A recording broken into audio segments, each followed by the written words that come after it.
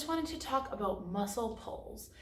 So as many of you know, our muscles are made up of a whole bunch of different strings, okay? So imagine like my fingers are all those strings connected, okay? So for your quads, for example, the strings run from the top of your hip down to your knee. So all the strings are running up and down in this direction. And then when we sort of stretch our quad, the strings start to come apart. And then when we flex our quad, the strings kind of come together. And then when we have a muscle pull, it's basically exactly what it sounds like. The strings start to pull apart. And then all the other strings around it try to come together to try to protect it. So that's what makes it feel tight when it's pulled. But what really is happening is some of the strings are pulled apart, some of them might even be separated, and there's probably space between them.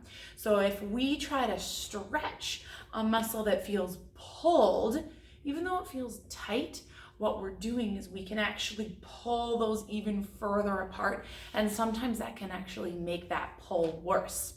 So if you have a muscle that feels like you may have strained it or pulled it or tweaked it, don't force it into a stretch, okay? So we don't want to do a forced heel to bum quad stretch and pull those apart even more. What we can do is take it to its end range, okay? So we could take it to right before we stretch it, but I wouldn't want to add the stretch, okay? And then there's other things that we can do in that area. So if we want to take it to right before a stretch, so without adding that heel to bum, just taking it to the start of a stretch, and then I can add a push. So we know that when we straighten our knee, those strings are going to come together. So if I take it to right before a stretch, so without bringing my heel towards my bum, but I'm going to bring it down, and then I push my foot, my toe into the ground as if I'm kicking, that's going to make that quad muscle turn on, which helps to bring those strings back together. So that can help kind of close that gap in between them. But we don't want to push too hard because then sometimes we can do too much and maybe damage it that way.